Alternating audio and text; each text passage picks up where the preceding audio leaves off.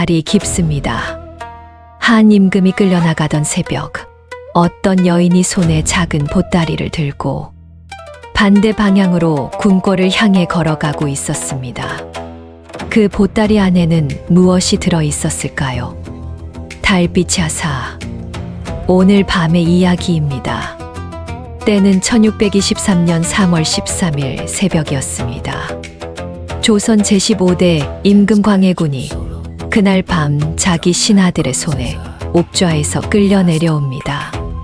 신하가 임금을 끌어내린 사건, 조선 500년 동안 단 2번 있었던 일이지요.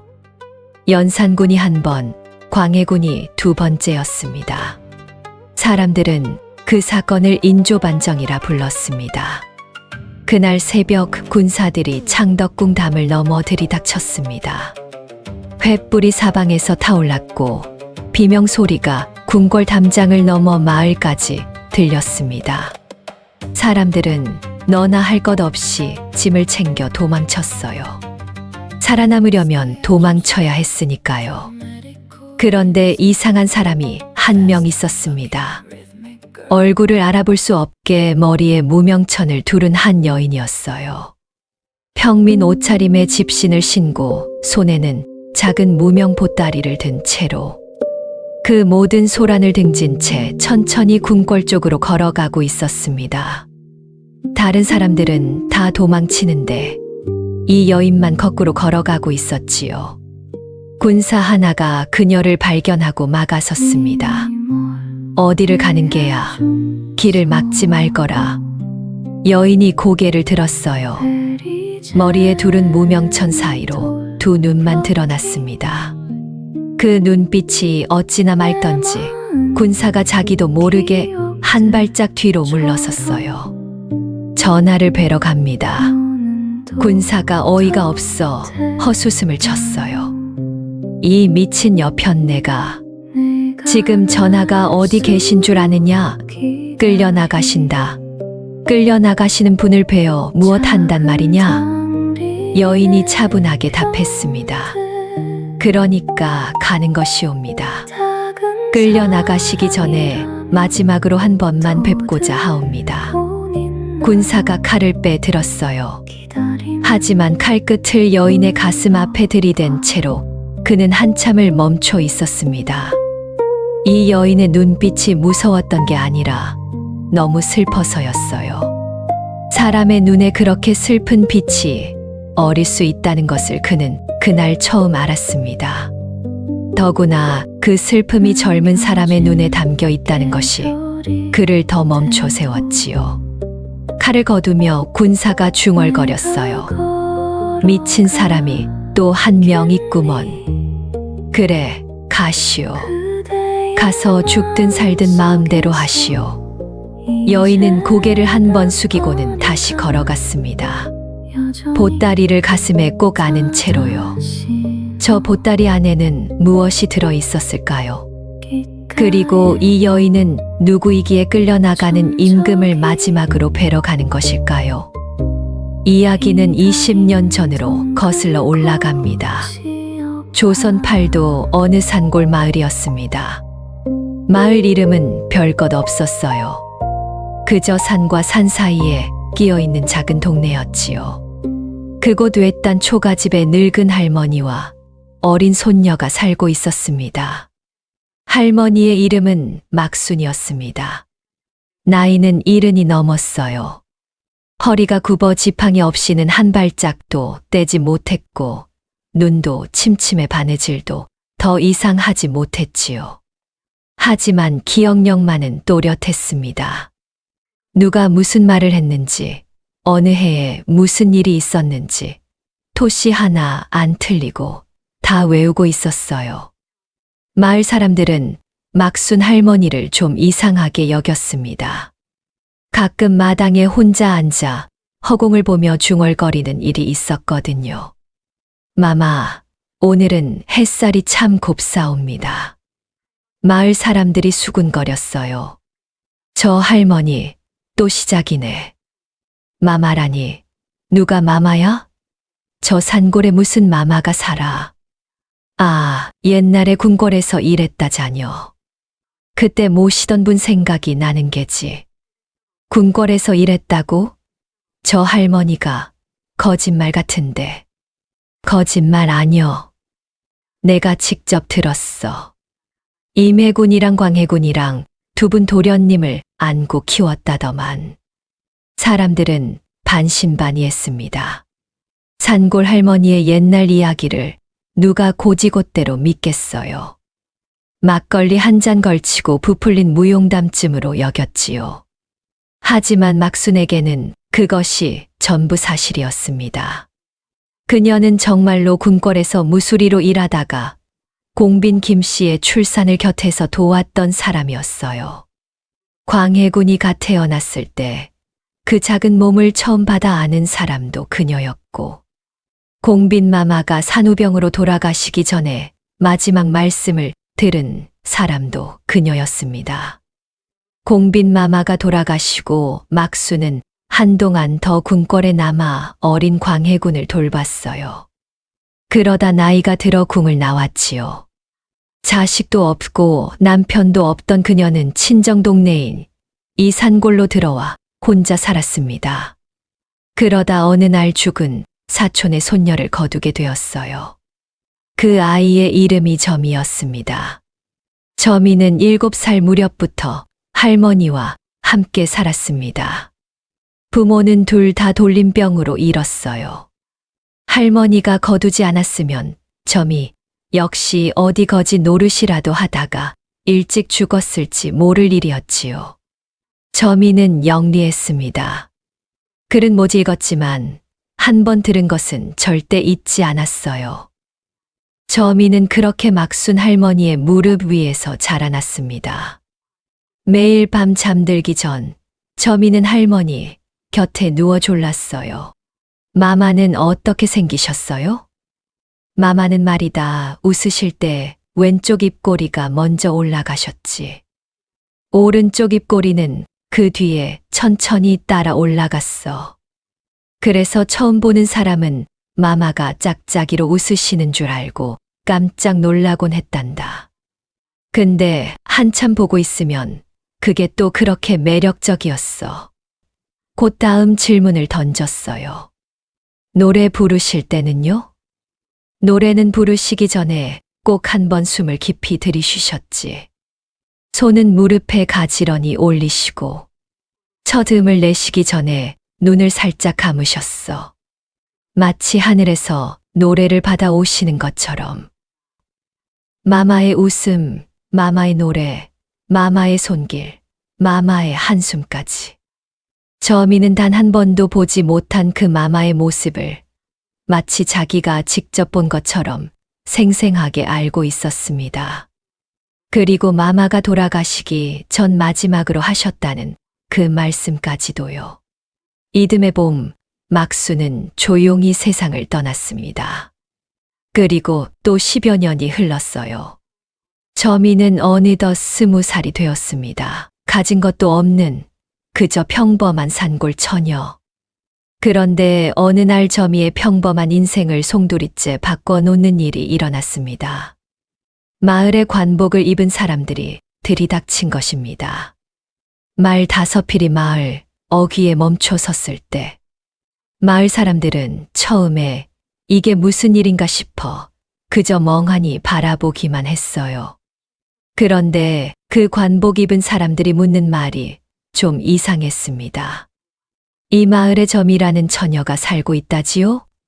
막순 할미의 손녀 말이옵니다. 마을 사람들이 서로의 얼굴을 쳐다보았어요. 이장이 떨리는 목소리로 물었습니다. 어인일로 점이를 찾으십니까? 가장 앞에 선 늙은 내관이 천천히 입을 열었어요. 그리고 그가 한 그 한마디에 마을 사람들의 얼굴이 그 자리에서 핏기를 잃었습니다. 전하의 명을 받고 왔소이다. 전하의 명. 임금의 명령이라는 뜻입니다.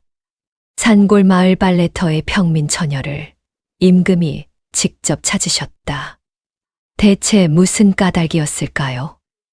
그리고 점이는 알지 못했습니다. 그날 가마에 올라타는 순간 자신이 한 임금의 30년 그리움 한가운데로 걸어 들어가게 된다는 것을, 아래 삶은 달걀이 한 왕조의 마지막 밤을 기억하게 만들리라는 것을. 마을이 발칵 뒤집혔습니다. 산골 마을에 임금의 명을 받은 사람들이 들이닥치다니요. 저미는 그때 빨래터에 있었습니다. 큰 빨래대야 앞에 쪼그려 앉아 누구네 집 옷가지를 두드리고 있었지요. 옆집 김씨 안악이 헐떡거리며 달려와 외쳤습니다. 저미야, 저미야, 큰일 났다. 저미가 빨래방망이를 든 채로 고개를 들었어요. 왜요, 아주머니? 임금님이 너를 찾으신단다. 진짜야. 마을 어귀에 가마가 있고 관복 입은 사람들이 있어. 저미가 그제야 놀라서 빨래방망이를 떨어뜨렸습니다. 진짜 임금님이 저를? 진짜라니까. 저미가 마을 어귀로 뛰어갔습니다. 가는 길에 집신 한 짝이 벗겨졌는데 그것도 모르고 한 짝만 신은 채로 달렸어요. 도착해서 보니 정말로 가마가 있었고 관복을 입은 사람들이 5명이나 서 있었습니다. 가장 앞에 선 늙은 내관이 저미를 위아래로 훑어봤어요. 머리는 산발이고 치마에는 빨랫물이 묻어 있고. 내가 저미가 맞느냐? 네, 제가 저민데요. 임금님이 저를 부르셨다고요? 그렇다. 왜요? 내관이 잠시 말문이 막혔어요. 평민 처녀가 임금의 부름에 왜요? 하고 묻는 일은 평생 처음 겪는 일이었거든요. 보통은 다들 황공하옵니다 하면서 무릎부터 꿇거든요. 내관이 한참 만에 입을 열었습니다. 그건 가서 직접 들어보아라. 지금요? 제가 지금 빨래도 마저 해야 하는데. 가자. 잠깐만요. 집신 한 짝 잃어버려서 찾아야 해요. 가자. 내관이 결국 큰 소리를 내고 말았어요. 저미는 그제야 사태의 무게를 깨닫고 입을 다물었습니다. 마을 사람들이 대문 뒤에 숨어서 저미를 보내는 모습을 훔쳐보고 있었지요. 저미가 가마에 오르기 직전 늙은 이장이 다가와서 저미의 어깨를 한 번 두드려 주었습니다. 저미야, 가서 잘하거라. 산 사람으로 돌아오너라. 이장님, 그게 무슨 뜻이에요? 그냥 잘 가거라. 이장님은 차마 임금 곁에 가서 살아 돌아오는 일이 쉽지 않다는 말은 하지 못했어요. 저미가 가마에 올라타자 가마꾼들이 가마를 들어 올렸습니다. 저미는 처음 타보는 가마라 멀미가 났어요. 가마가 흔들릴 때마다 속이 울렁거렸습니다. 가는 길에 저미는 가마 안에서 혼자 중얼거렸어요. 임금님이 왜 나를 부르셨지? 내가 뭘 잘못했나? 빨래터에서 누구네 옷이 잘못 빨렸나? 저미는 광화문 앞에 도착해서 가마에서 내렸습니다. 그리고 그곳에서 저미는 평생 잊지 못할 한 사람을 만나게 됩니다. 수님 상궁이었습니다. 수님 상궁은 그해 58이었어요. 12살에 궁에 들어와 무려 46해를 궁궐에서 살았습니다. 그동안 모신 임금이 셋, 명종, 선조, 그리고 광해군이지요. 광해군이 갓난아기였을 때 그의 기저귀를 갈아본 적이 있는 사람이었습니다. 수님 상궁이 마침내 입을 열었어요. 잘 듣거라. 네, 내 이름은 수님이다. 너를 어전까지 데려가는 것이 내 일이다.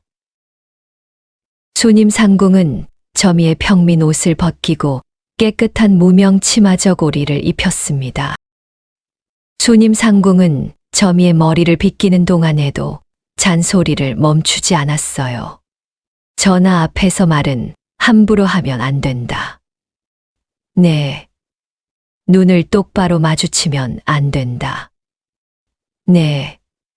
무릎을 꿇고 머리를 숙여라. 네.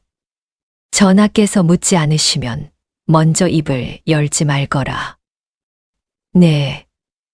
네, 자꾸 그러는데 정말 알아들었느냐?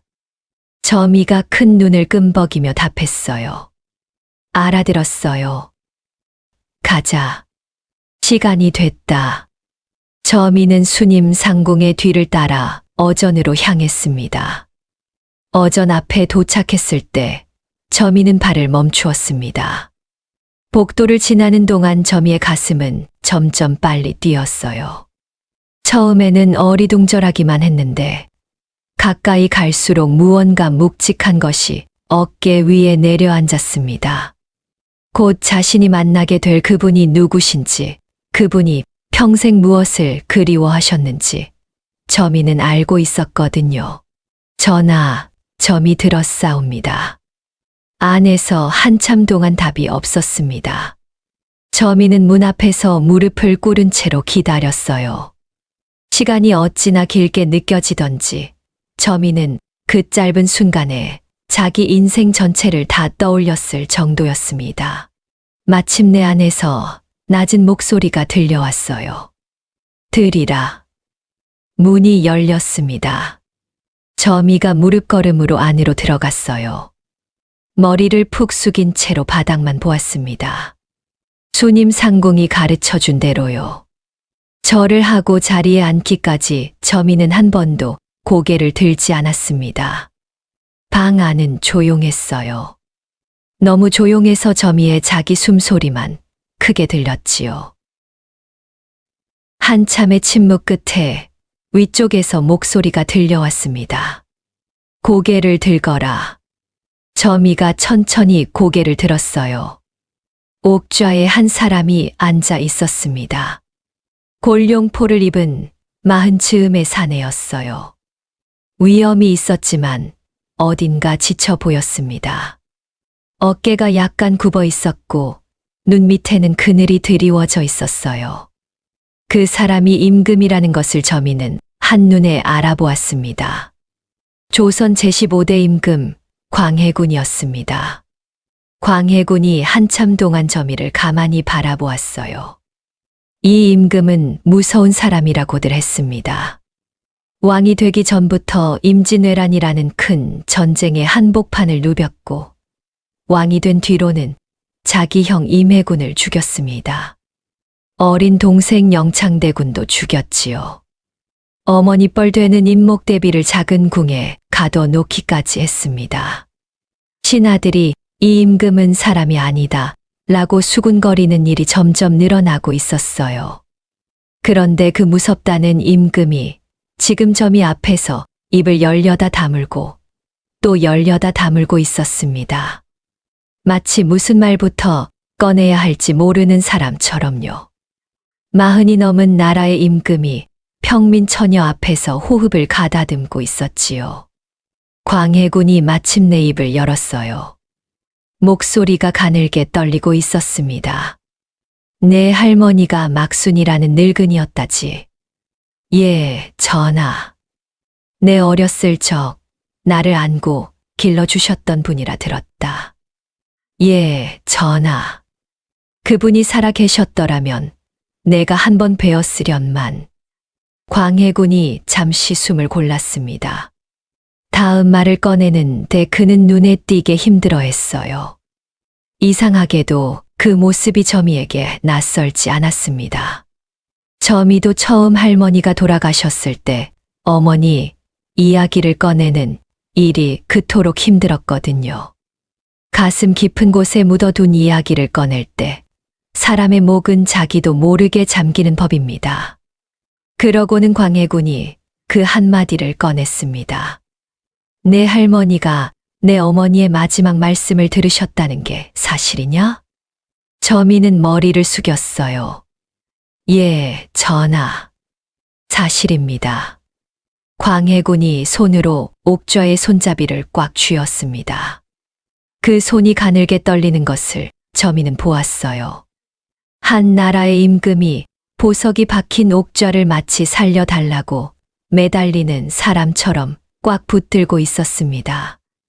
다음 질문이 왔습니다. 낮고 떨리고 평생 묻고 싶었던 한마디. 내 어머니가 어떻게 생기셨더냐? 순간 방 안의 모든 소리가 사라졌습니다. 저미의 입에서 한참 동안 아무 소리도 나오지 않았어요. 입을 열려고 했는데 목이 막혔거든요. 한 나라의 임금이 평민 처녀에게 내 어머니가 어떻게 생기셨느냐고 묻는 일. 이게 무슨 뜻인지 저미는 그 순간 깨달았습니다. 이분은 평생 어머니의 얼굴을 본 적이 없으십니다. 3살에 이른 어머니의 모습은 기억에도 남아있지 않으십니다. 곁에 있던 사람들은 다 돌아가셨거나 살아있어도 차마 어머니 얘기를 꺼내지 못했을 겁니다. 어머니를 그리워한다는 사실 자체가 죄가 되었던 시절이었으니까요. 공빈마마는 죽기 전에 다른 후궁들의 저주를 받았다는 의심이 있었고, 그 일은 궁궐 안에서 함부로 입에 올릴 수 없는 이야기였습니다. 이 임금은 평생 그 한 가지가 궁금하셨던 겁니다. 내 어머니가 어떻게 생기셨는지. 저미는 머리를 숙인 채로 천천히 입을 열었습니다. 할머니가 들려주신 그 말, 저미가 평생 외워온 그 말을 한 글자도 틀리지 않고 풀어놓기 시작했어요. 공빈마마께서는 웃으실 때 왼쪽 입꼬리가 먼저 올라가셨다 합니다. 광해군이 숨을 들이쉬었습니다. 오른쪽 입꼬리는 그 뒤에 천천히 따라 올라갔다 하옵니다. 그래서 처음 보는 사람들은 마마께서 짝짝이로 웃으시는 줄 알고 깜짝 놀라곤 했답니다. 한참 보고 있으면 그게 또 그렇게 매력적이었다고 할머니께서 그러셨습니다. 광해군의 눈에서 무언가가 반짝였어요. 저미는 처음에 그것이 무엇인지 몰랐습니다. 한참 뒤에야 알았어요. 그것이 눈물이었다는 것을요. 또 광해군의 목소리가 갈라졌습니다. 40이 넘은 임금이 어린아이처럼 다음 이야기를 졸랐어요. 또 무엇이 있느냐?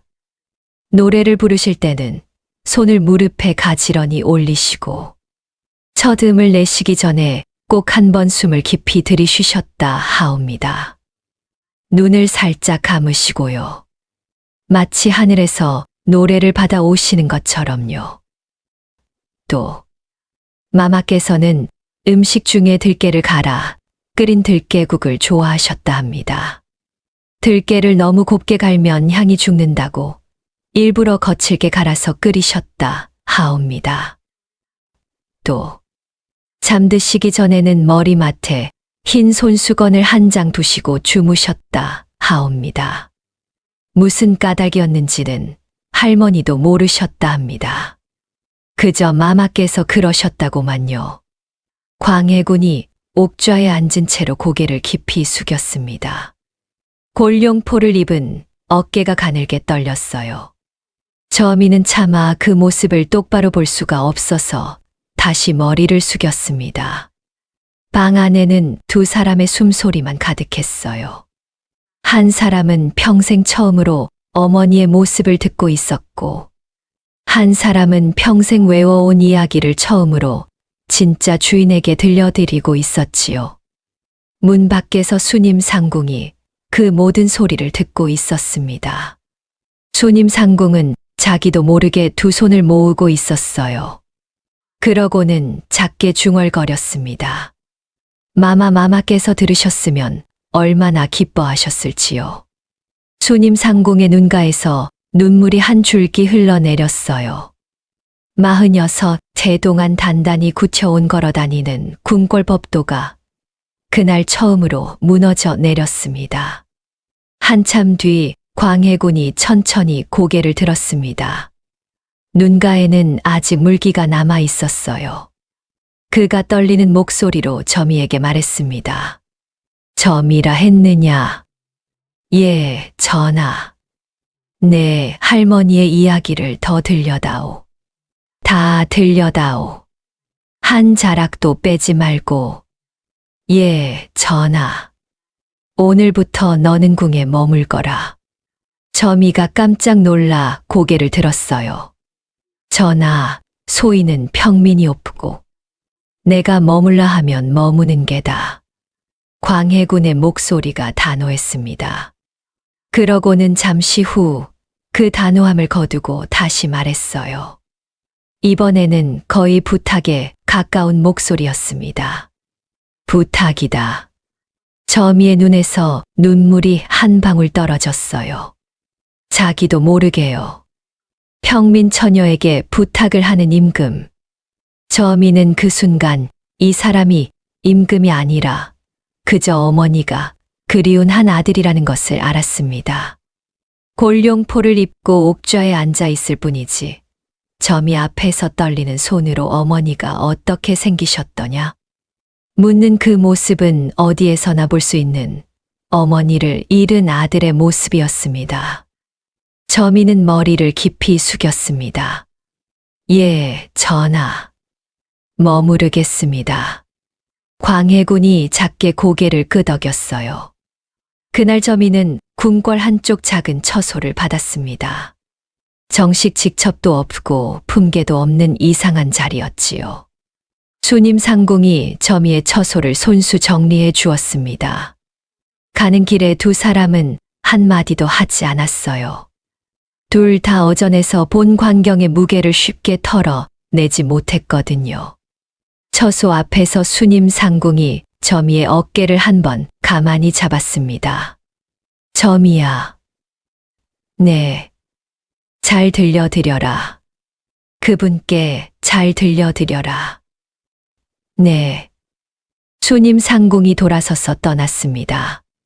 점이는 그 등을 한참 동안 바라보았어요. 그러나 궁궐의 모든 사람이 수님 상궁 같지는 않았습니다. 며칠이 지나자 점이에 대한 수군거림이 궁궐 곳곳에서 시작되었어요. 가장 먼저 입을 연 사람은 도승지 박승종이었습니다. 박승종은 그 시절 광해군의 가장 가까운 신하 중 한 명이었어요. 그가 동료 신하들과 차를 마시며 이렇게 말했습니다. 전하께서 요즘 평민 처녀 하나를 곁에 두셨다 들었소이다. 옆에 앉아있던 이이첨이 차를 한 모금 마시고 답했어요. 이이첨은 이 시절 광해군의 또 다른 측근으로 정치 권력의 핵심이었습니다. 나도 들었소. 산골 빨래터의 처녀라고 들었는데 사실인지요? 사실이 왜다. 매일 어전에 든다고 합니다. 매일이라 하셨소. 매일. 이이첨의 미간이 살짝 찌푸려졌습니다. 전하께서 무엇 때문에 평민 처녀를 매일 곁에 두시는지 알 수 없는 일이로다. 혹시 정신이 혼미해지신 것은 아닐까요? 옆에 있던 다른 신하 한 명이 황급히 입을 막았어요. 이 대감, 그런 말씀은 입에 담지도 마십시오. 누가 들으면 어쩌시려고요. 누가 듣소, 우리뿐인데.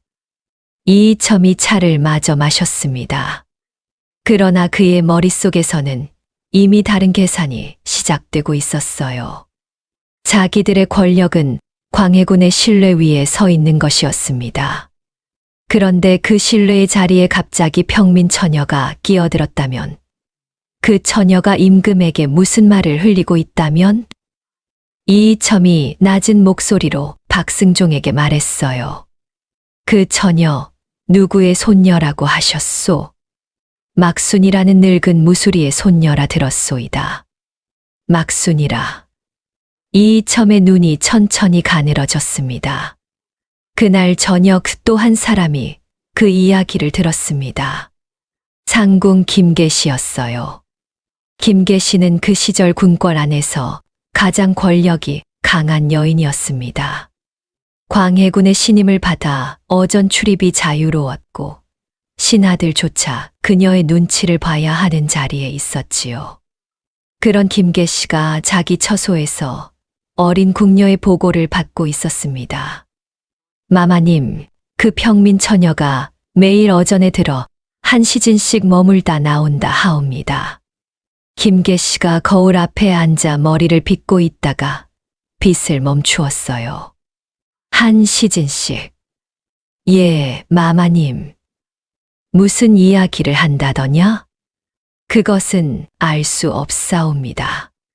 어전 안에서 무슨 말이 오가는지는 아무도 모르옵고 다만 들리는 것은 무엇이냐?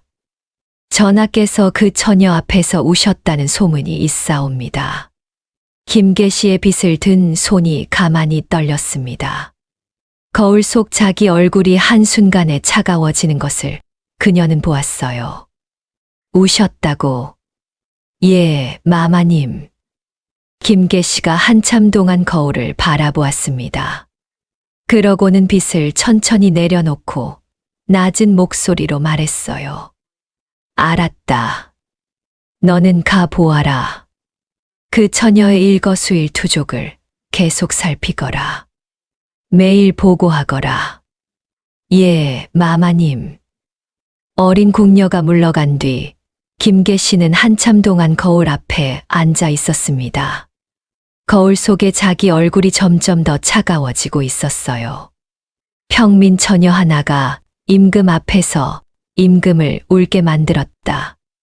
이 한 가지 사실이 무슨 뜻인지 김계 씨는 누구보다 잘 알고 있었습니다. 권력은 임금의 마음 안에서 자라는 것이지 임금의 말 안에서 자라는 것이 아니라는 사실을요.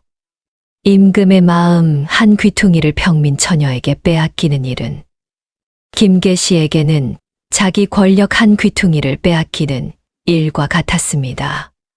김계 씨가 천천히 자리에서 일어났습니다. 그날 밤부터 점이의 처소 주변에는 알 수 없는 그림자들이 어른거리기 시작했어요. 점이는 알지 못했습니다. 자기가 매일 한 자락씩 풀어놓는 어머니의 이야기가 한 사람의 가슴을 채우는 동시에 다른 사람의 가슴에 칼을 갈게 하고 있다는 것을요. 하지만 점이는 그 모든 것을 알지 못한 채 그날 밤 자기 처소의 작은 등불 아래 앉아 있었습니다. 내일은 어떤 이야기를 들려드릴까? 할머니가 평생 가슴에 품고 들려주셨던 그 이야기 중에 어떤 한 자락을 골라 그분의 텅 빈 마음에 채워 드릴 수 있을까? 점이는 잠을 이루지 못하고 할머니의 이야기를 한 자락 한 자락 다시 머릿속에서 꺼내보고 있었거든요. 어전에 들면 점이는 매일 한 가지 이야기를 들려드렸어요. 어떤 날은 마마께서 좋아하셨다는 음식 이야기, 어떤 날은 마마의 바느질 솜씨 이야기, 어떤 날은 마마께서 키우셨다는 작은 새 이야기. 점이는 할머니가 평생 가슴에 품고 들려주셨던 그 모든 이야기들을 한 자락씩 풀어놓았습니다. 광해군은 그 이야기들을 듣는 동안 거의 말을 하지 않았어요. 그저 가만히 듣고 가끔 또 하고 말할 뿐이었지요. 점이가 이야기 한 자락을 끝내고 한참 침묵이 흐르면 광해군이 천천히 입을 열었습니다. 또요. 또 있겠지. 다 들려다오. 점이가 다음 이야기를 풀어놓았습니다. 이런 식으로 두 사람은 매일 한 시즌씩 어전에 머물렀어요. 임금이 평민 처녀와 마주 앉아 어머니의 옛 이야기를 듣는 풍경. 궁궐 안 그 누구도 본 적 없는 풍경이었습니다. 어느 날 점이가 마마의 들깨국 이야기를 들려드렸어요. 마마께서는 들깨를 너무 곱게 갈면 향이 죽는다고 일부러 거칠게 갈아서 끓이셨다고요. 그 이야기를 듣더니 광해군이 처음으로 점이에게 무언가를 물었습니다. 점이야. 네, 전하. 내가 들깨국을 한번 먹어보고 싶구나. 마마께서 끓이시던 그 방식대로. 점이가 잠시 망설이다가 답했어요. 전하, 소인이 한번 끓여드릴까요? 내가 산골에서 들깨국은 자주 끓여봤습니다. 할머니께서 들깨국을 좋아하셨거든요. 마마께서 들깨국을 좋아하셨다는 이야기를 듣고 할머니도 평생 들깨국을 끓이셨던 것 같습니다. 광해군이 잠시 저미를 바라보았어요. 그러고는 작게 고개를 끄덕였습니다. 끓여다오. 그날 저미는 수라간으로 갔습니다. 수라간 사람들이 저미를 보고 깜짝 놀랐어요. 산골 평민 처녀가 갑자기 수라간에 와서 들깨국을 끓이겠다고 하니 어처구니가 없을 수밖에요. 수라간을 책임지는 늙은 숙수가 저미를 한참 노려보다가 한숨을 쉬며 자리를 비켜주었습니다. 이리 오너라. 그래, 끓여보아라. 저미는 솥에 물을 끓이고 들깨를 거칠게 갈았어요. 너무 곱게 갈리지 않도록 일부러 한 번 더 손을 멈췄지요. 그러고는 마마께서 그러셨다는 그대로 들깨국을 끓였습니다. 들깨국이 끓는 동안 저미의 손이 가늘게 떨렸어요. 평생 자기가 끓이던 들깨국이었지만 오늘은 그 한 그릇이 다른 의미를 가지고 있었거든요. 평생 어머니의 음식을 한 번도 먹어보지 못한 한 임금에게 어머니의 손맛에 가장 가까운 들깨국 한 그릇을 올린다는 것. 그게 저미의 손을 떨리게 했습니다. 들깨국을 어전에 올렸을 때 광해군은 한참 동안 그 그릇을 가만히 바라보았어요. 향을 한 번 맡고 또 한 번 맡았습니다. 그러고는 천천히 한 숟갈을 떴어요. 광해군이 그 한 숟갈을 입에 넣은 순간 그의 눈이 가만히 감겼습니다. 방 안에는 들깨국 끓는 향만 가득했어요. 광해군이 한참 만에 눈을 떴습니다. 그리고 작게 중얼거렸어요. 이 맛이었구나. 저미는 무릎을 꿇은 채 머리를 숙이고 있었습니다. 광해군의 그 한마디에 저미의 눈에서 눈물이 한 방울 떨어졌어요. 자기도 모르게요. 광해군이 들깨국을 천천히 한 그릇 다 비웠습니다. 그러고는 저미에게 말했어요. 저미야, 내일 또 끓여다오. 예, 전하. 그날부터 광해군의 수라상에는 매일 들깨국이 한 그릇씩 올랐습니다. 며칠이 지난 어느 오후 광해군이 저미에게 또 한 가지를 물었습니다. 저미야. 예, 전하. 마마께서 나를 안아주신 적이 있다더냐? 저미가 잠시 망설였어요. 거짓말을 할 수는 없었지만 진실을 그대로 말씀드리는 일도 쉽지 않았거든요. 저미는 한참 만에 천천히 입을 열었습니다. 예, 전하. 매일 안아주셨다 합니다. 매일. 예. 다만 전하께서 너무 어리셨던 까닭에 그 기억이 남아있지 않으실 뿐이라고 할머니께서 그러셨습니다. 광해군이 한참 동안 침묵했어요. 그러고는 작게 물었습니다. 어떻게 안아주셨더냐? 저미가 머리를 숙인 채 답했어요. 할머니가 들려주셨던 모습을 떠올리면서요.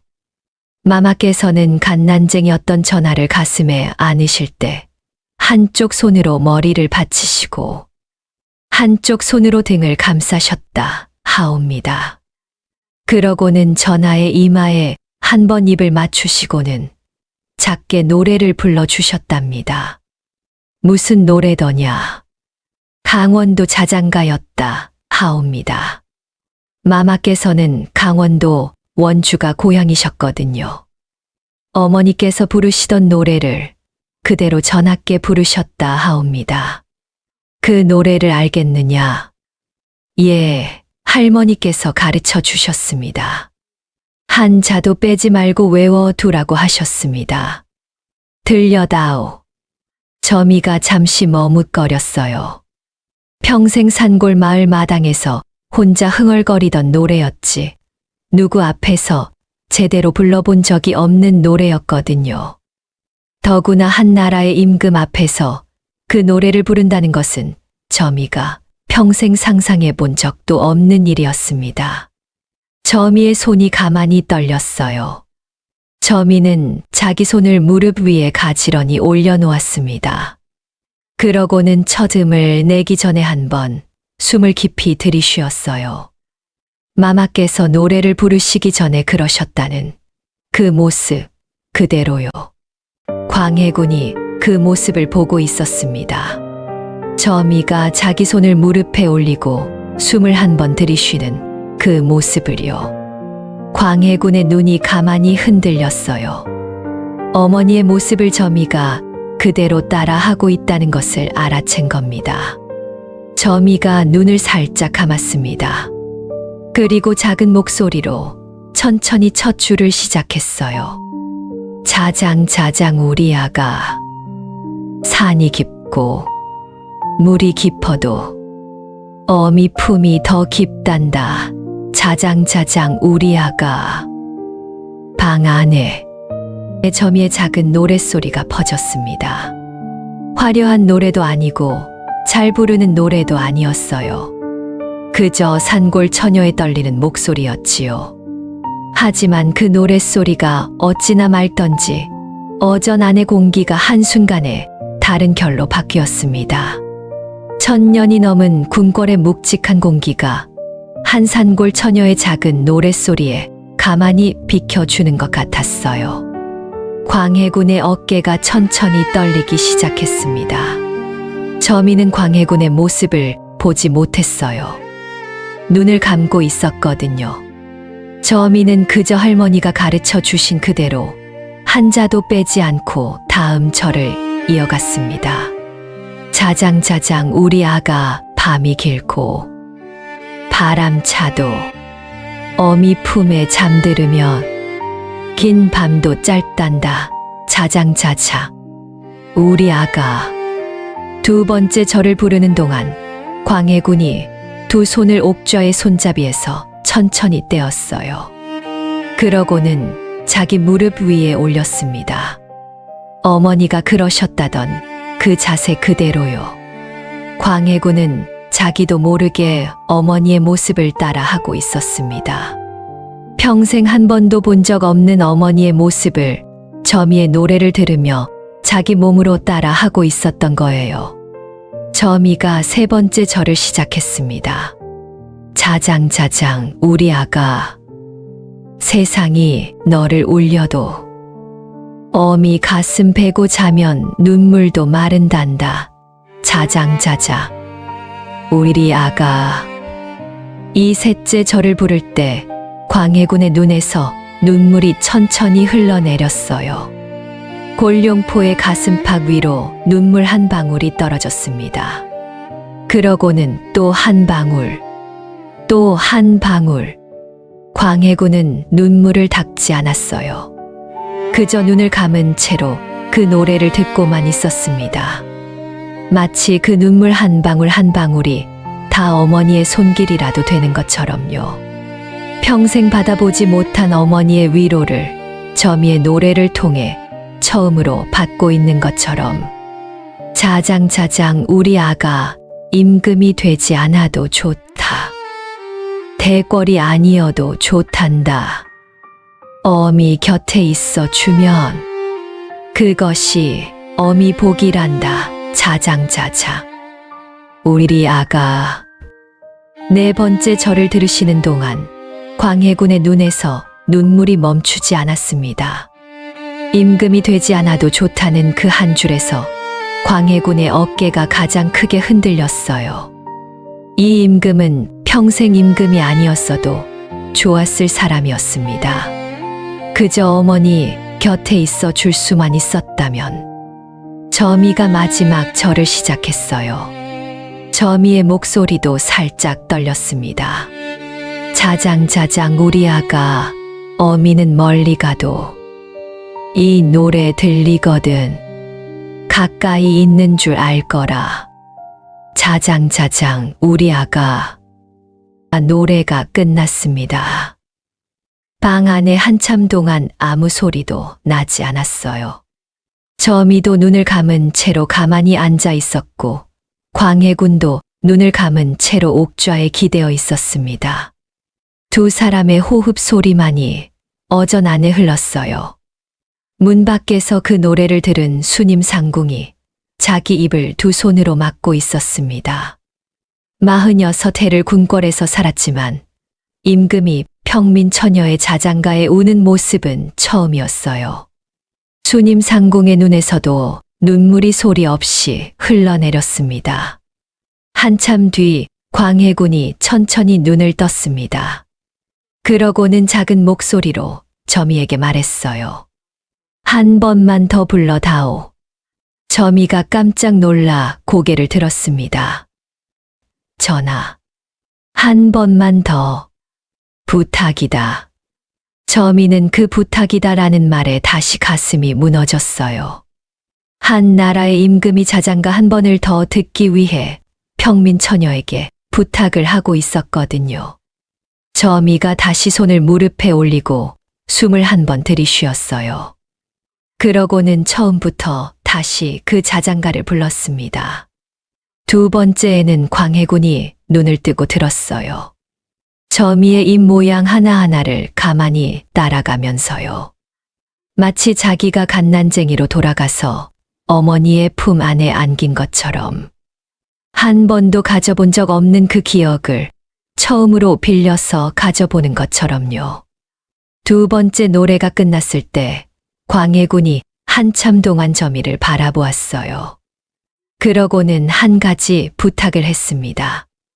농담처럼 시작된 부탁이었지만 그 안에는 농담이 아닌 무언가가 들어 있었습니다.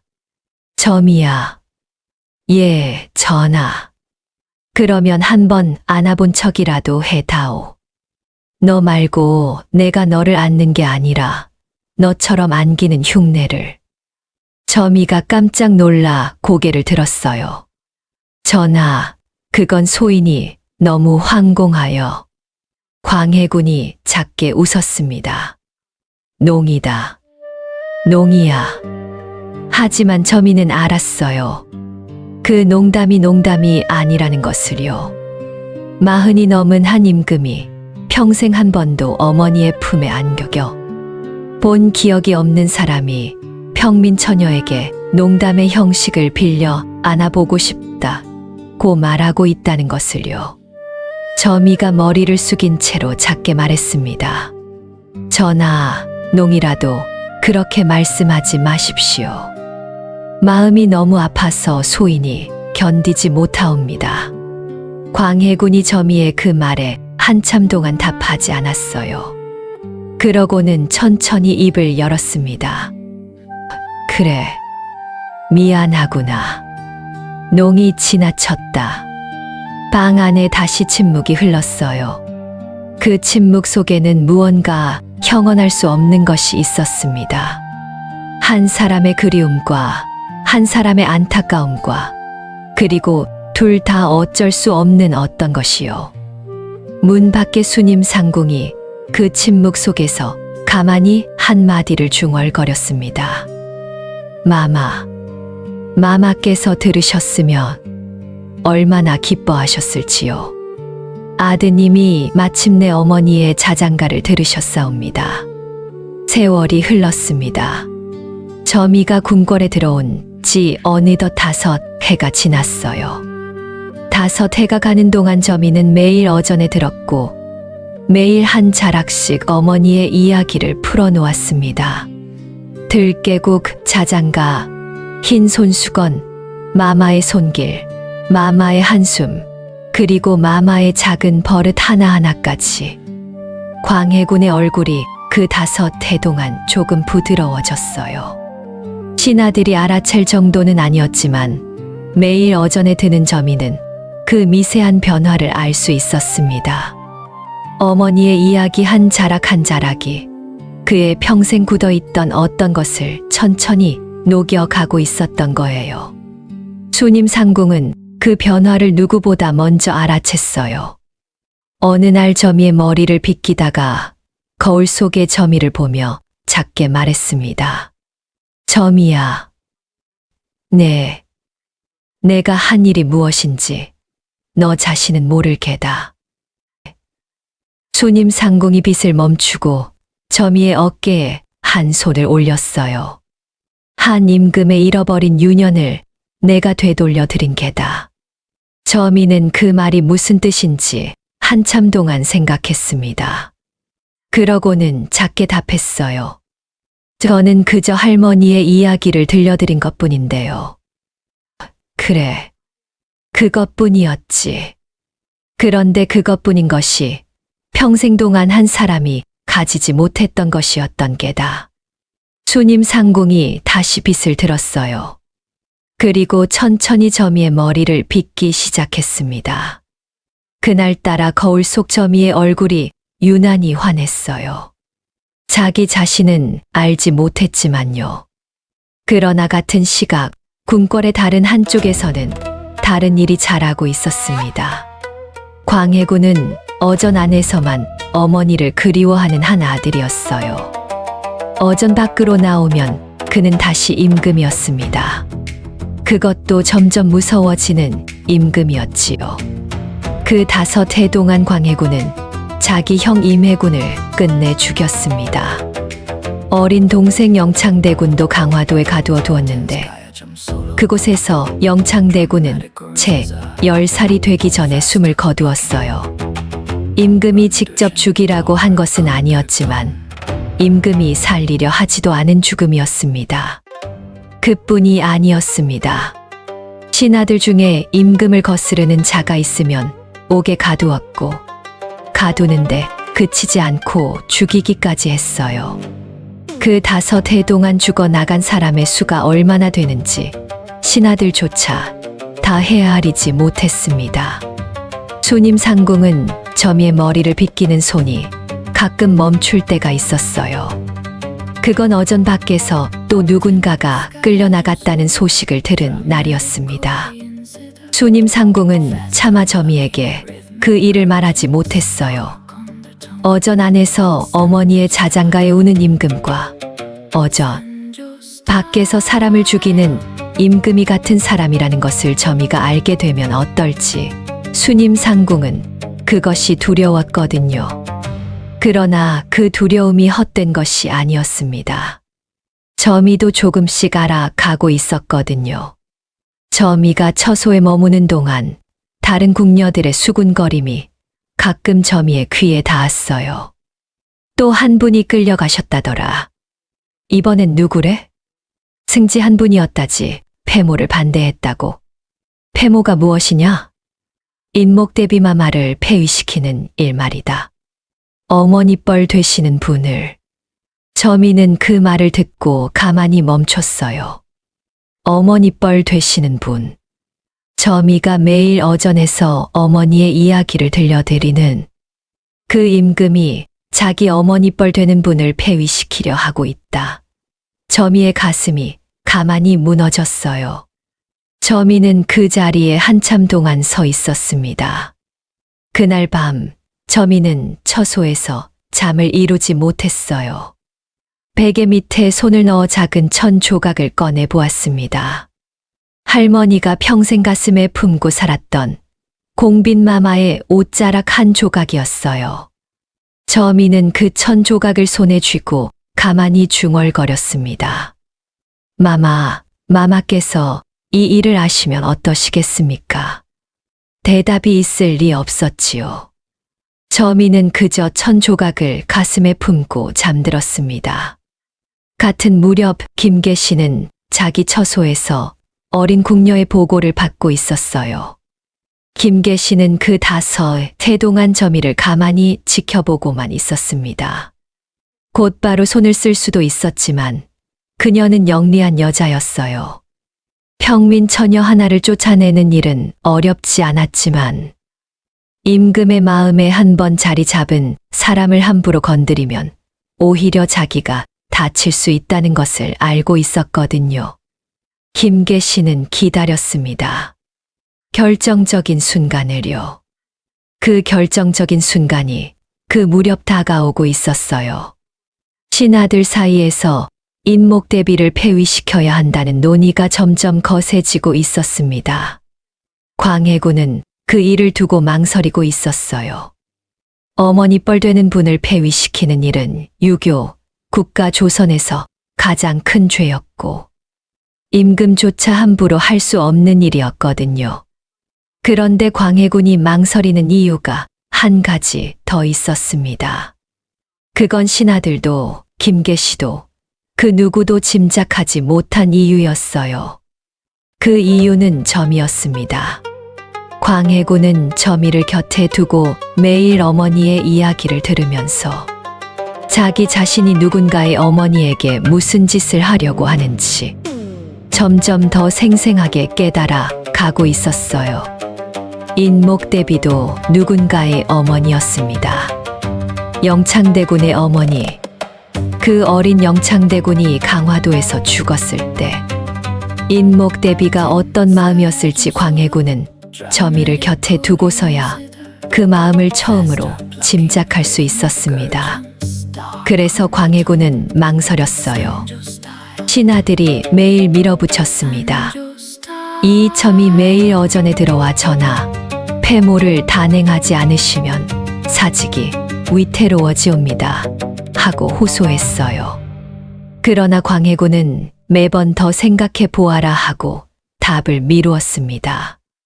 이 점은 임금이 망설이는 까닭을 짐작할 수 없었어요. 그러나 김계시는 짐작할 수 있었습니다. 그 평민 처녀. 매일 어전에 들어 임금에게 어머니의 이야기를 들려드리는 그 처녀가 임금의 마음을 흔들고 있었던 거예요. 임금이 어머니라는 두 글자를 다시 무겁게 받아들이게 만든 사람이 바로 점이었습니다. 김계시는 그 사실을 깨달은 순간 결심했어요. 그 평민 처녀를 끌어내려야 한다. 어느 날 밤 점이의 처소에 그림자가 들었습니다. 점이는 그날 깊이 잠들어 있었어요. 5해 동안 매일 한 시즌씩 어전에 들고 매일 새로운 이야기 한 자락을 준비하느라 점이는 늘 피곤했거든요. 그날따라 잠이 더 깊었습니다. 작은 그림자가 점이의 베개 밑으로 손을 뻗었어요. 베개 밑에 든 작은 무명천 조각을 조심스럽게 빼내었습니다. 할머니가 점이에게 남겨주신 공빈마마의 옷자락 한 조각이었어요. 그림자가 천 조각을 품에 넣고 조용히 처소를 빠져나갔습니다. 점이는 끝내 깨지 않았어요. 다음 날 아침 점이가 베개 밑에 손을 넣었을 때 그 천 조각이 사라진 것을 발견했습니다. 점이는 한참 동안 베개 밑을 더듬었어요. 그러고는 베개를 들어 올려 보았습니다. 처소 바닥을 살펴봤어요. 찜 보따리 안을 뒤졌고 옷장 안을 뒤졌고 처소의 모든 구석을 다 뒤졌습니다. 천 조각은 어디에도 없었어요. 점이가 자리에 주저앉았습니다. 가슴이 한순간에 텅 비는 느낌이었어요. 그 천 조각은 점이가 가진 가장 귀한 물건이었거든요. 할머니의 마지막 유품이고 공빈마마의 마지막 흔적이었습니다. 점이가 어전에서 들려드리는 모든 이야기의 뿌리였어요. 그리고 점이는 그 순간 알아챘습니다. 이건 잃어버린 게 아니다. 누군가가 가져간 거다. 점이의 손이 떨렸어요. 그날 어전에 들 때 점이의 얼굴이 평소와 달랐습니다. 광해군이 한눈에 알아보았어요. 점이야, 무슨 일이 있었느냐? 점이는 잠시 망설였습니다. 그러고는 머리를 숙이며 답했어요. 전하, 한 가지 일이 있었사옵니다. 무엇이냐? 말해 보아라. 점이가 천천히 그 일을 풀어놓았습니다.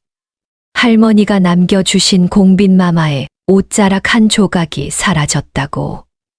베개 밑에 두고 잠들었는데 아침에 일어나 보니 없어졌다고. 누군가가 가져간 것 같다고요. 광해군의 얼굴이 한순간에 차가워졌어요. 그가 옥좌의 손잡이를 쥐었습니다. 손가락 마디가 하얗게 변할 정도로 꽉이요. 누가 가져갔는지 짐작이 가느냐?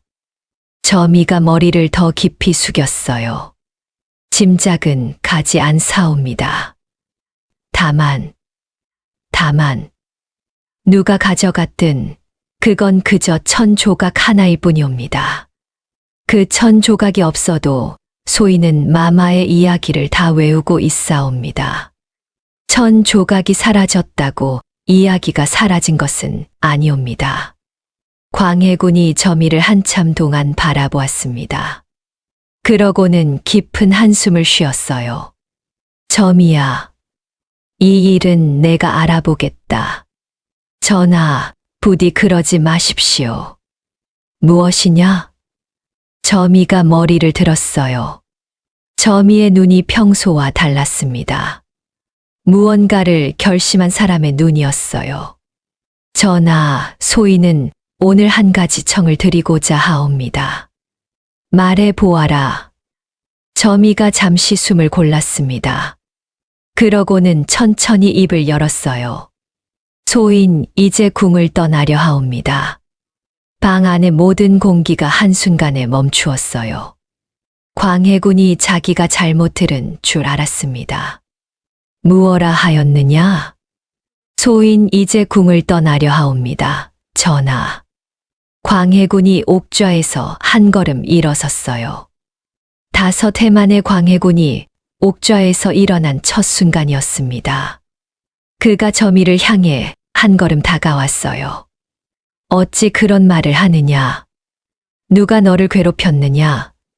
그 1,000조각을 가져간 자가 너에게 무슨 짓을 하였느냐?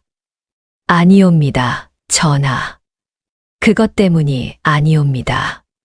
그럼 무엇 때문이냐? 광해군의 목소리가 처음으로 컸어요. 저미는 그 큰 목소리에도 머리를 숙인 채 흔들리지 않았습니다. 전하, 소인이 이제 더 이상 들려드릴 이야기가 없사옵니다. 광해군이 멈췄어요. 무어라. 할머니께서 들려주신 이야기는 다 끝났사옵니다. 5해 동안 소인이 평생 외워온 이야기를 한 자락도 빼지 않고 다 풀어놓았사옵니다. 이제 소인이 더 머물면 소인은 거짓을 지어내야 하옵니다. 들은 적 없는 이야기를, 본 적 없는 모습을 만들어 내어야 하옵니다. 저미가 잠시 숨을 골랐습니다. 저미의 목소리가 가만히 떨렸어요. 그것은 마맞게 죄를 짓는 일이옵니다. 전하. 소인은 마맞게 죄를 짓고는 살 수가 없사옵니다. 광해군이 한참 동안 저미를 바라보았어요. 그의 눈에서 무언가가 흔들렸습니다. 평생 거짓말로 가득 찬 궁궐에서 살아온 광해군이었어요. 신하들의 거짓말, 첩보의 거짓말, 권력의 거짓말. 그 모든 거짓말 속에서 한 평민 처녀가 거짓을 짓느니 떠나겠다고 말하고 있었습니다. 어머니에게 죄를 짓느니 자기 자리에서 내려오겠다고요. 광해군이 천천히 다시 옥좌에 앉았습니다. 그가 한참 만에 입을 열었어요. 저미야. 예, 전하. 너는 한 가지를 잘못 알고 있다. 무엇이옵니까? 내가 들려준 이야기는 이미 내 안에 다 들어와 있다. 내가 떠난다 해도 그 이야기는 사라지지 않는다. 너는 떠나지 않아도 된다. 저미가 머리를 더 깊이 숙였어요. 저미의 눈에서 눈물이 한 방울 떨어졌습니다. 전하, 한 가지만 더 말씀드리고 가겠사옵니다. 무엇이냐? 할머니께서 평생 가슴에 묻고 계셨던 말씀이옵니다. 마마께서 돌아가시기 전 마지막으로 하신 말씀입니다. 광해군이 자세를 고쳐 앉았어요. 그의 손이 떨리기 시작했습니다. 들려다오. 저미가 잠시 숨을 골랐어요. 그러고는 한 자도 빼지 않고 할머니가 평생 가슴에 묻으셨던 그 말씀을 풀어놓았습니다. 마마께서는 돌아가시기 전 마지막으로 내 아이들과 그저 궐 밖에서 살고 싶다고 하셨답니다. 광해군의 손이 옥좌의 손잡이를 꽉 쥐었어요. 임금의 어머니가 아니라 그저 어떤 아이의 어미로 살고 싶다고 마마께서 그러셨다 하옵니다. 대궐도 필요 없고 비단 옷도 필요 없고 그저 두 아드님 곁에서 손수 들깨국을 끓이고 손수 달걀을 삶고 손수 자장가를 불러주며 살고 싶다고 그것이 마마의 마지막 소원이셨다 하옵니다. 광해군이 그 자리에서 한참 동안 움직이지 못했어요. 자장가 안에서 들었던 그 한 줄이 산문이 되어 광해군의 가슴에 떨어진 순간이었습니다. 임금이 되지 않아도 좋다. 대궐이 아니어도 좋단다. 어미 곁에 있어 주면 그것이 어미 복이란다. 그 자장가가 단순한 가사가 아니었던 거예요. 그것은 마마의 진짜 마지막 소원이었습니다. 그저 평범한 어머니로 살고 싶었던 한 여인의 가장 작은 꿈이었어요. 그리고 그 꿈은 끝내 이루어지지 못한 채로 마마와 함께 묻혔습니다. 광해군이 천천히 옥좌에서 일어났어요. 그는 옥좌 옆에 놓인 작은 오칠 상자로 다가갔습니다. 저미가 처음 어전에 들었던 날 한쪽 구석에서 보았던 그 상자였어요. 광해군이 그 상자를 열었습니다. 안에 들어있는 것이 무엇인지 저미는 그날 처음 보았어요. 그 상자 안에는 작은 흰 손수건 한 장이 들어있었습니다. 저미가 5해 전 광해군에게 처음 들려드린 이야기 중 하나였어요. 마마께서는 잠드시기 전에 머리맡에 흰 손수건을 한 장 두고 주무셨다 하옵니다. 그 이야기를 듣고 광해군은 그날부터 자기 머리맡에 흰 손수건을 한 장 두기 시작했던 겁니다. 5해 동안 매일 밤 그 손수건을 가까이 두고 잠들었어요. 광해군이 그 손수건을 손에 쥐고 저미에게 다가왔습니다. 그러고는 저미의 손에 그 손수건을 쥐어 주었어요. 저미야, 예, 전하. 이것을 너에게 주마. 가져가거라. 전하, 이거. 내 어머니의 옷자락은 누군가가 가져갔다 하니 내가 가진 어머니의 흔적 중 하나를 너에게 주는 게다. 받아라.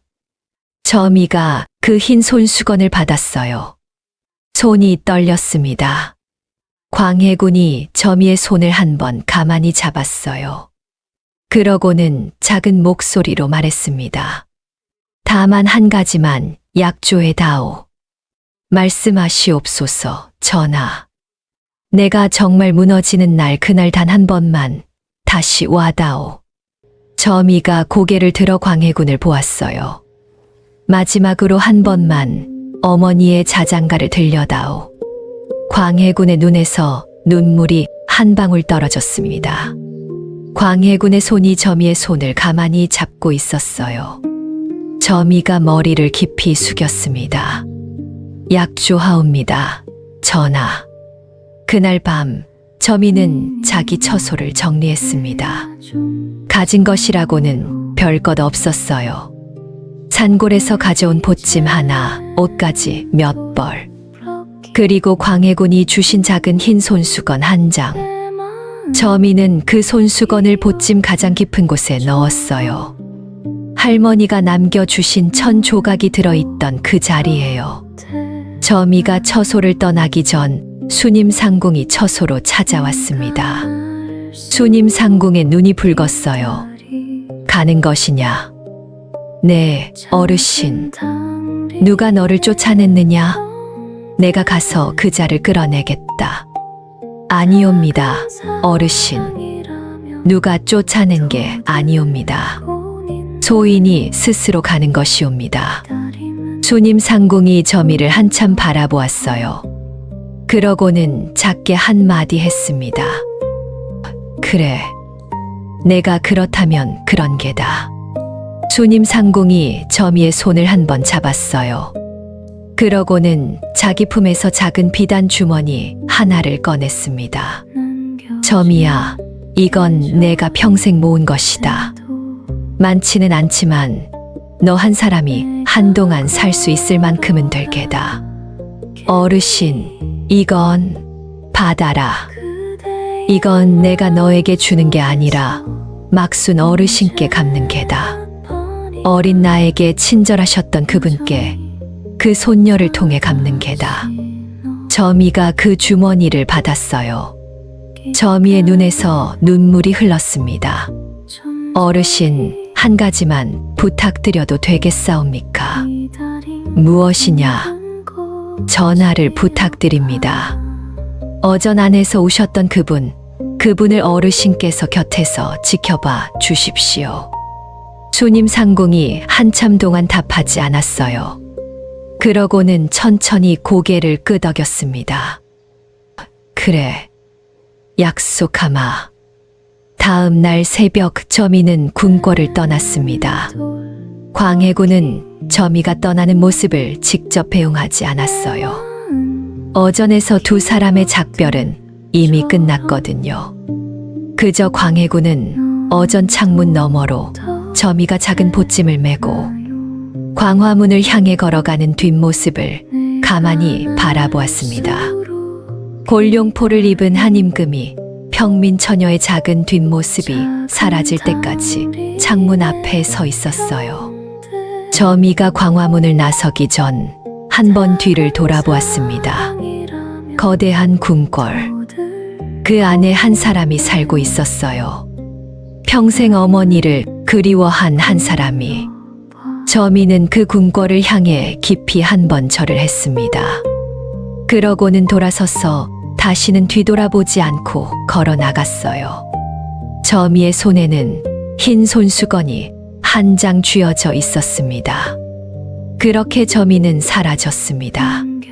신하들의 수군거림 속에서, 김계시의 차가운 만족 속에서, 수님 상궁의 조용한 눈물 속에서, 그리고 한 임금의 무거운 침묵 속에서.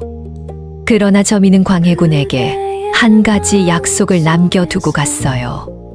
전하께서 정말 무너지는 날, 그날 단 한 번만 다시 와다오. 그날이 언제 올지 그때는 두 사람 다 알지 못했습니다. 다만 그날은 생각보다 빨리 다가오고 있었어요. 다시 1623년 3월 13일 새벽으로 돌아왔습니다. 군사들이 창덕궁담을 넘어 들이닥치고 있었어요. 횃불이 사방에서 타올랐고 비명 소리가 궁궐 담장을 넘었습니다. 그 새벽 무명천을 머리에 두른 한 젊은 여인이 손에 작은 보따리를 들고 거꾸로 궁궐을 향해 걸어가고 있었지요. 점이었습니다. 그동안 5해가 흘렀어요. 점이는 이제 26이었습니다. 5해 전 광해군 곁을 떠나 산골마을로 돌아간 뒤 점이는 다시 빨래일을 하며 살아왔어요. 그러나 그 5해 동안 점이의 마음 한 구석은 늘 한 가지를 기다리고 있었습니다. 광해군과의 약속을 지켜야 하는 그날을요. 전하께서 정말 무너지는 날, 그날 단 한 번만 다시 와다오. 그날이 왔다는 것을 점이는 알았어요. 산골 마을까지도 그 소식이 전해졌거든요. 신하들이 임금을 끌어내리려 한다는 소문이 며칠 전부터 돌고 있었습니다. 점이는 그 소문을 듣자마자 보찜을 쌌어요. 보찜 안에 든 것은 단 2가지였습니다. 광해군이 점이에게 주신 그 흰 손수건 1장, 그리고 점이가 직접 삶은 달걀 1알. 손수건은 곱게 접어 보따리 가장 깊은 곳에 넣었고 달걀은 따뜻하게 싸서 보따리 가운데에 두었어요. 식지 않도록요. 작은 그릇 2개도 함께 넣었습니다. 흰자 담을 그릇 하나, 노른자 담을 그릇 하나. 군사들의 눈을 피해 점이는 광해군의 침전으로 향했어요. 어찌어찌 거기까지 닿았는지는 점이도 잘 기억하지 못했습니다. 그저 가야 한다는 마음 하나로 발이 움직였을 뿐이었어요. 26의 젊은 여인의 발이었지만 그 안에는 5해 동안 묵힌 결의가 들어 있었습니다. 침전 안에는 광해군이 좌탁에 기대어 앉아 있었습니다. 골룡포는 흐트러져 있었고 머리는 풀어져 있었어요. 평생 임금이었던 사람이 곧 임금이 아니게 될 사람의 모습으로 그 자리에 앉아 있었습니다. 그러나 광해군의 머리맡에는 흰 손수건이 놓여 있었어요. 저미가 떠난 뒤로도 5해 동안 매일 머리맡에 두고 잠들었던 그 손수건이요. 문이 열렸습니다. 광해군이 천천히 고개를 들었어요. 저미가 무릎걸음으로 들어와 그 앞에 절을 했습니다. 무명천을 풀자 5해 만에 저미의 얼굴이 드러났어요. 광해군이 저미를 한참 동안 바라보았어요. 5해 만이었습니다. 저미의 얼굴이 5해 전보다 살짝 야위어 있었어요. 광해군의 눈가에는 더 깊은 주름이 잡혀 있었고 머리에는 흰 머리가 듬성듬성 보였습니다. 두 사람이 보낸 5해의 무게가 서로의 얼굴에 다르게 새겨져 있었어요. 광해군이 작게 입을 열었습니다. 그 한마디에 5해의 시간이 다 들어 있었어요. 왔구나. 예, 전하. 약속을 지켰구나. 예, 전하. 광해군이 작게 미소를 지었습니다. 그 미소가 어찌나 쓸쓸했던지 저미는 차마 그 모습을 똑바로 볼 수가 없었어요. 그 노래를 들려다오. 저미가 머리를 숙였습니다. 저미의 손이 떨렸어요. 그러나 저미는 자기 손을 무릎 위에 가지런히 올렸습니다. 그러고는 첫 음을 내기 전에 한 번 숨을 깊이 들이쉬었어요. 마마께서 그러셨다는 그대로요. 자장가가 시작되었습니다. 자장자장 우리 아가 산이 깊고 물이 깊어도 어미 품이 더 깊단다. 자장자장 우리 아가. 광해군이 눈을 감았어요. 자장자장 우리 아가 밤이 길고 바람차도 어미 품에 잠들으면 긴 밤도 짧단다. 자장자장 우리 아가. 밖에서 군사들의 발소리가 점점 가까워지고 있었습니다. 횃불이 침전 창문 너머로 어른거렸어요. 그러나 침전 안에서는 저미의 작은 노랫소리만 흘렀습니다. 자장자장 우리 아가. 세상이 너를 울려도 어미 가슴 베고 자면 눈물도 마른단다. 자장자장 우리 아가. 광해군의 어깨가 떨리기 시작했어요. 저미의 노래가 사절에 닿았을 때 광해군의 눈에서 눈물이 한 줄기 흘러내렸습니다. 자장자장 우리 아가. 임금이 되지 않아도 좋다. 대궐이 아니어도 좋단다. 어미 곁에 있어 주면 그것이 어미복이란다. 자장자장 우리 아가. 광해군이 작게 한마디를 중얼거렸어요. 저미는 그 말을 들었습니다. 어머니, 죄송합니다. 임금이 되어 죄송합니다. 평생 임금이 되기 위해 발버둥 쳤던 한 사람이 옥좌에서 끌려나가기 직전에 임금이 되어 죄송합니다. 라고 말하고 있었어요. 저미의 노래가 그를 그 자리로 데려간 것이었습니다. 저미가 마지막 절을 시작했습니다. 저미의 목소리도 떨렸어요. 자장자장 우리 아가. 어미는 멀리 가도 이 노래 들리거든. 가까이 있는 줄 알 거라. 자장자장 우리 아가. 노래가 끝났습니다. 침전 안에 한참 동안 침묵이 흘렀어요. 밖에서는 군사들의 발소리가 바로 문 앞까지 와 있었습니다. 곧 문이 부서질 것이었어요. 저미가 보찜을 풀었습니다. 작은 그릇 2개를 광해군 앞에 놓았어요. 그러고는 따뜻한 삶은 달걀 하나를 꺼내 손수 껍질을 까기 시작했습니다. 천천히 한 조각 한 조각요. 마마께서 그러셨다던 그대로 흰자와 노른자를 따로 떼어 두 그릇에 나누어 담았습니다. 광해군 앞에 두 그릇이 놓였어요. 한쪽에는 흰자, 한쪽에는 노른자. 저미가 머리를 숙이며 작은 목소리로 말했습니다. 전하, 가시기 전에 한 입만이라도 노른자 먼저 드시지요. 식으면 목에 걸리옵니다. 광해군이 떨리는 손으로 노른자가 담긴 그릇을 들어 올렸어요.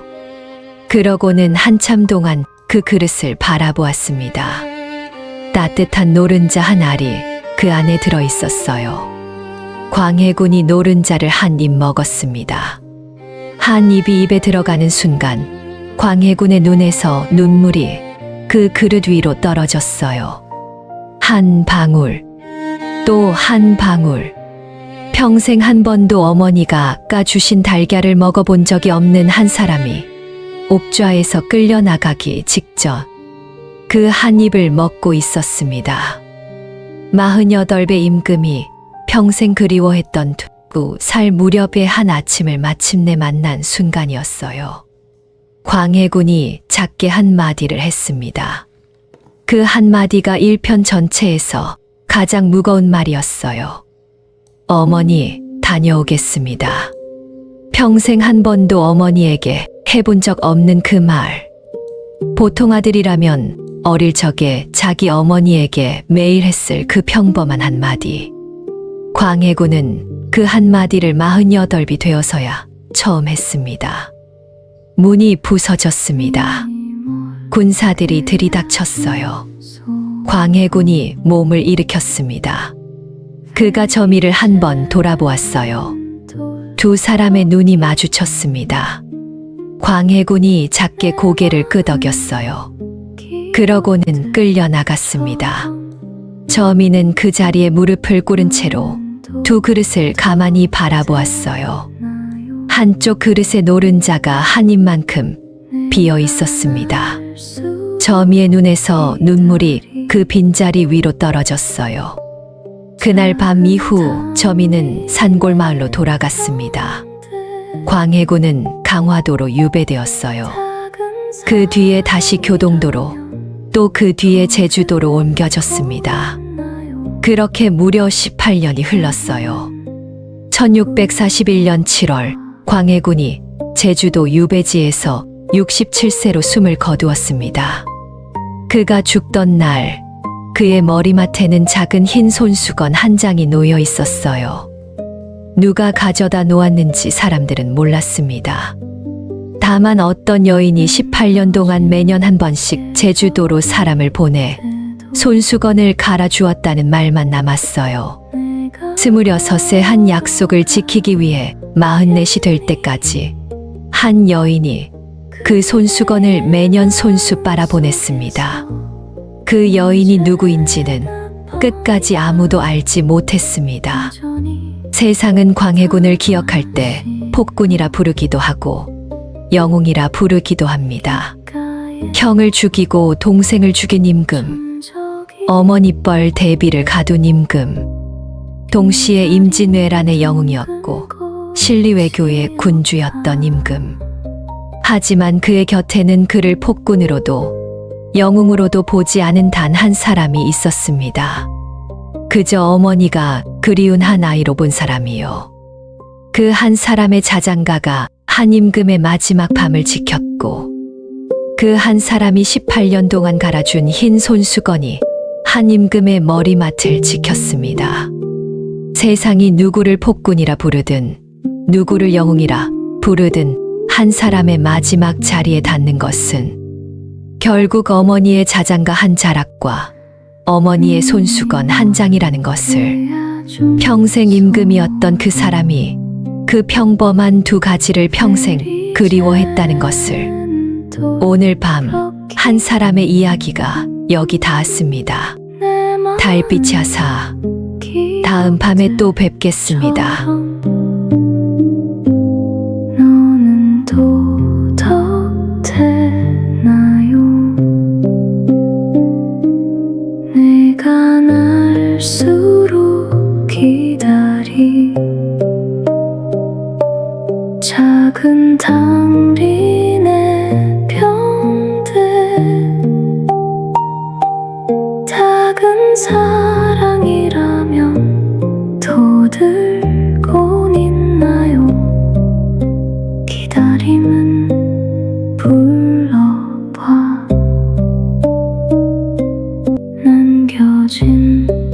계절이 돼도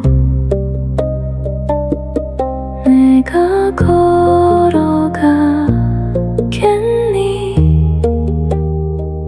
그대의 마음 속에서 이제 나파니가 여전히 다 다시 너 귓가에 점적이 기다린 동금